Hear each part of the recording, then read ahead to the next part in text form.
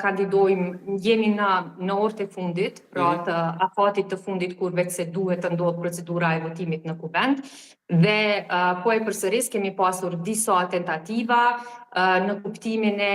mundësisë arritjes së një marrëveshje me partitë opozitare, në që të kemi një emër cili do të kenë mbështetje edhe prej deputetëve të tjerë, dhe këtu më duhet ta theksoj një gjë që lëvizja vetëvendosje gjatë këtyre takimeve, disa takimeve që ka pasur pra edhe me liderin e PDK-s dhe me atë të LDK-s, kemi propozuar jo vetëm një emër, por kemi propozuar 2 emra si kandidat të mundshëm për president. Pra,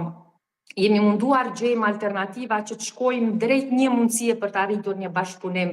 me këto parti politike dhe asnjëri prej këtyre 2 emrave ka përfunduar duke mos qenë i pranuar për këto parti politike që këtu s'na lë të kuptojmë asgjë tjetër pos kësaj që e kemi përsërit ne vazhdimisht, pra që qëllimi është të bllokojnë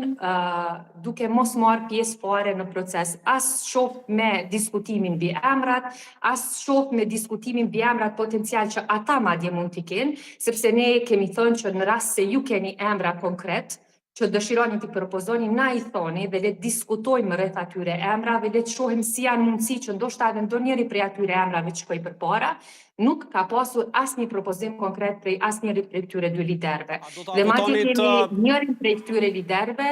pra atë të PDK-s, i cili kërkon 58 vota prej lëvizjes vetëvendosje për ta votuar një kandidat të tyre për president, por emri nuk na e bën të ditur sepse thotë do ta kuptoni ditën kur të mbahet seanca. Do të thonë kuptoni që këtu s'ka pasur asnjë frym konstruktiviteti, thjesht ideja është që të shkojmë tutje me blokadën edhe ta pamundsojmë zgjedhjen e presidentit e vendi le të shkojë në zgjedhje. E kundërta po ndodh me lëvizjen vetëvendosje, pra ne kemi dhënë alternativa, kemi propozuar më shumë se një emër, kemi takuar disa herë